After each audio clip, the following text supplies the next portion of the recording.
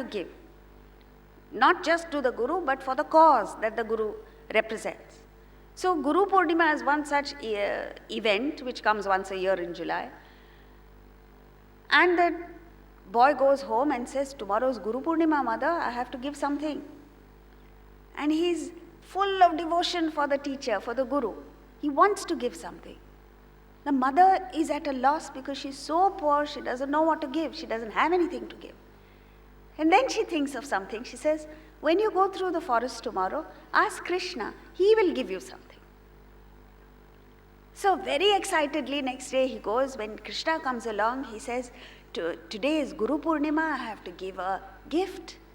And will you help me give this gift? Krishna says, of course.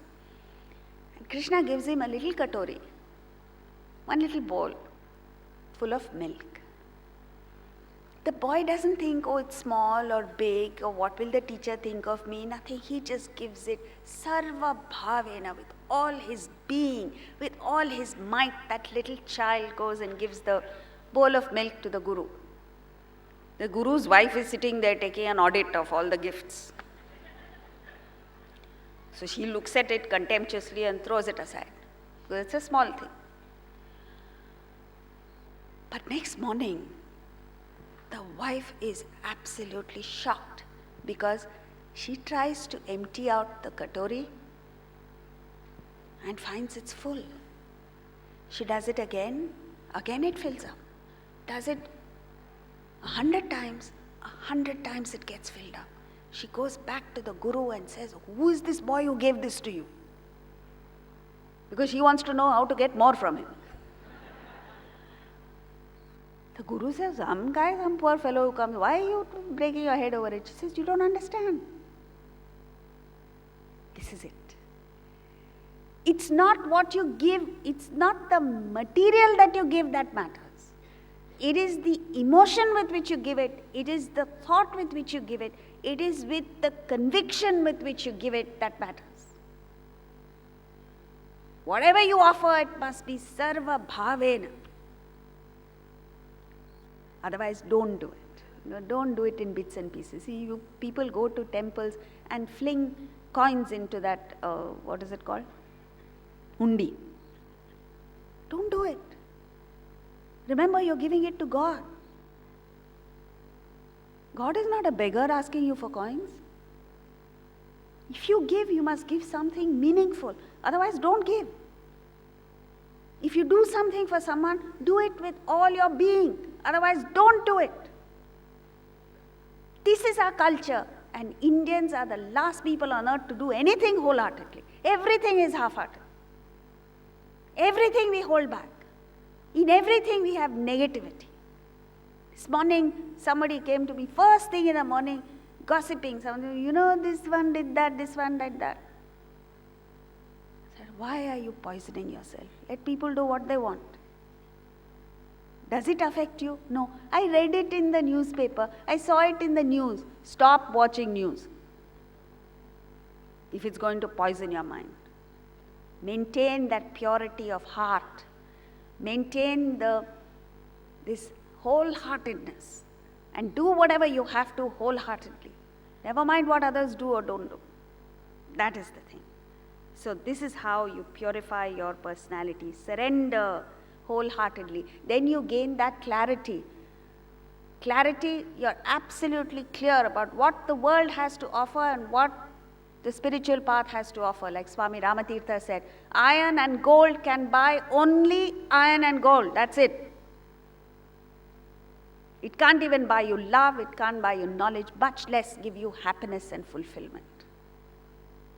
When Ramakrishna Paramahamsa got throat cancer, one wise guy from Calcutta went to him and said, you're a great yogi, you're an enlightened soul, why don't you use your power to cure your throat? You know what he said? He said, I thought you were an intelligent guy, just realized you're a complete fool. So he said, why? So many years I struggled to get my thought out from the body and onto God. And now you want me to bring that thought back to the body?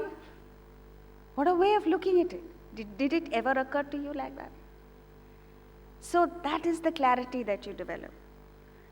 In the spiritual path, you start by exercising intellectual control, and then it leads to a state where you surrender to His grace. That's what he's talking about in the 18th chapter. So what is that His grace that he's talking about? When you work with your intellect, you feel this is what the result should be, this is what I'm working for. But in the end, if the fruit is not consistent with what you want, you must immediately align yourself with God's will and say, whatever it is that is happening is the best thing that's happening. It requires immense courage and conviction to align with His grace rather than saying, my will, my will. So whenever there is your will against His will, you must quickly realign yourself and say, maybe I didn't know what I wanted. You start life with an attitude of kartrutva bhavana and bhoktrutva bhavana. That I am the karta, I am the doer, I am the bhokta, I am the enjoyer. And because of this attitude, you get completely, totally involved in the world. And this involvement makes you affected by whatever is happening in the world. That is why we suffer. It's not the world that is the problem. It is our wrong relationship with the world that is creating the problem. So what is this wrong relationship? Involvement, entanglement, getting messed up with things in the world. So the Gita speaks about maintaining what they call as Sakshi Power. It's a beautiful term. Sakshi means witness, objective. Stand apart. Just pull yourself back a few steps. Look at the same scenario differently. And instead of traumatizing you, it will start amusing you. For instance, let's take examples. When an actor plays various roles, a good actor is one who plays the role so well that you and I in the audience get involved. He gets under the skin of the character, plays the role beautifully, magnificently. But right through his acting, he knows that he is Mr. Actor playing the role of whatever it is that he's playing. Never does he get mixed up with it. If he gets mixed up, he's in trouble. He has to stop acting. You are awake now. If I continue for another half an hour, a few of you will slip into a different plane of consciousness. Either deep sleep, sometimes you find suddenly there's silence and you hear a snore. Then you know someone has gone. And in that sleep, you might get a little dream. It's incredible. Sometimes in the afternoon, or you're traveling by car, you just snooze for a little while. In that time, you manufacture a dream. So you dream. And in that dream, you dream various experiences. And as the car hits a pothole, suddenly it gives you a jolt, you come back to the waking state. And what did you dream? Yesterday you bought a lottery ticket. In the waking state. And they said the prize money is, what is it? Lottery prize money? 10 lakhs. The prize money is 10 lakhs. And already you have fantasized what you will buy if you get the lottery ticket. So today when you're going in the road and you fall asleep, that thought is there in the back of your mind. So in the dream, you dream that you have won 10 lakhs, your lottery ticket has got the first prize. And there is an award ceremony here in Vaishyas. Tomorrow, not today. And your name is announced, some dignitaries are there, and the check of 10 lakhs is in the hands of that dignitary. They call your name out, you are walking up the steps, and you're in such a hurry to go and collect the check that you trip over the step, and what happens? You wake up. You don't fall, you wake up. After waking up, will you turn around and tell your wife, hey, I got a check of 10 lakhs? No, you'll just feel so stupid about it. and get on with your waking state. But now what we're saying is, suppose you were to have the power to re-enter that dream at precisely the same spot at which you woke up, which means you fell down, tripped, you get up in the dream, but with the knowledge of the waking. How will you go about it? Sakshi Power. Will you say, oh no, this is all an illusion, I don't want your check for 10 lakhs? No, you won't. You'll walk up to the dignitary, you'll shake hands with him, you'll accept the check, you'll go back home, you'll go through all the activities of the dream exactly as you would have before waking up, with one major difference, and that is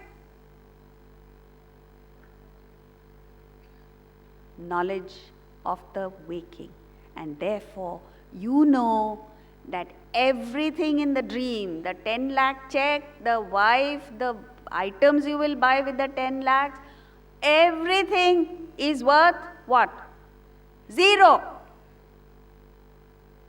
Knowing fully well that it is worth 0, you just go through the motions, you act magnificently, you play your role absolutely divinely, with finesse, with refinement. But nothing in the dream will ever impact on you, because you are going through all these experiences with the knowledge of the waking state. This is the state of enlightenment. So you have to practice that objectivity. It doesn't happen suddenly. Today what happens, somebody says one word to you and you labor over it and you cry over it and little things affect us. From there you have to tell yourself, it doesn't matter, like Kalidasa said, Tatak kim, so what? It doesn't matter. For this, you have to take what they call as the horizontal view and the vertical view. Horizontal view is, you are one person who has been insulted among 8 billion people, doesn't make a difference. Vertical view, this is one experience in the millions of experiences in your life, does it make a difference? No. So therefore, let go. Be objective. King Janaka, the famous king who became an enlightened soul, one night dreamt a dream that he was begging in the streets of his own kingdom. And when he woke up from the dream, he didn't just turn over and push the pillow over his head and go to sleep as we would. He woke up with a shock, because what was bothering him was the question, am I the king who dreamt that I was the beggar? Or am I the beggar who is now dreaming that I am king? Will it ever occur to you? And so he couldn't come to the answer. He called an emergency cabinet meeting of all his ministers, and he asked them the question. Those ministers thought he had gone nuts. How do you call an emergency meeting asking, are you the beggar or the king? So anyway, he was the king. So they went looking for the answer, and they came across the famous sage Ashtavakra. Ashtavakra understood the ministers will not understand. So he said, I will come and answer the king to his satisfaction. And the sage Ashtavakra appeared before King Janaka. And King Janaka asked the question with the same intensity as he asked on that day when he dreamt. He said, O sage, am I the king who dreamt that I was the beggar? Or am I the beggar who is now dreaming that I am king? And Ashtavakra answered, O king, you are neither. You are not the king, you are not the beggar, you are not the deep sleeper, you are yourself. And that sparked off a whole new field of research in King Janaka. And he did not let go till he found his self, till he found the truth. If you and I go out today with a little bit of that conviction that King Janaka had, someday we'll get there. So, this is the path. And what is the result? When you reach the state of enlightenment, what do you reach? You reach a state of infinite energy. Take a look at Krishna. Right from birth till the last day of his life, he was full of energy, full of potency, full of power. The day he was born in a prison. But the moment he was born, the prison gates flung open. And right through his life, even as a child, he had to protect himself. No one else could protect him. That amount of energy and power you have. What happens to that energy? Why is it that we don't experience it? Because it's all got locked up. What has it got locked up with? Petty, silly, inconsequential, little worries and anxieties. So the energy gets locked up. That's why you go to work, come back and say, I'm tired. What have you done to be tired? It's the stress that tires you out. It's not work that tires. Second, power. What kind of power do you get? As Napoleon said, there are two powers in the world, the power of the sword and the power of the spirit. And he himself said, the spirit will always conquer the sword. We've seen it. During the independence movement, there were a bunch of people working for independence with no money, no political power affiliations, no economic clout, and yet we won against a power about whom they said the sun never sets on the British Empire. We won because of the power of the spirit. Today we need to rekindle this power of the spirit. Third, love. You have universal love for all beings. No restricted love. You see, most of us are like stones. We don't even have feelings. The problem in life is, if you have the mind and the intellect, the head and the heart. If even one functions, you're okay in life.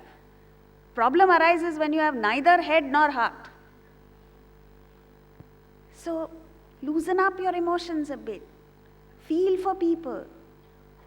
Stretch to accommodate people's interests. And then it opens up into universal love, which has power by itself. Next is independence. What kind of independence? You know, there's a story in our scriptures which talks about a village in which there was a flood, like we had. Which year? 2006? 5, okay. There was 10 feet of water everywhere in the village.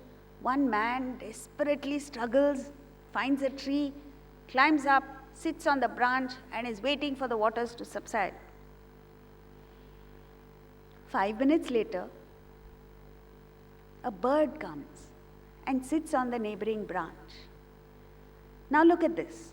Both the man and the bird are resting on the branch of the tree. But there is a world of difference between them. What's the difference?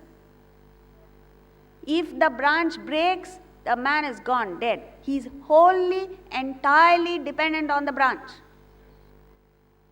The bird is also sitting on the branch. But if the branch breaks, what does the bird do? Take off on its wings.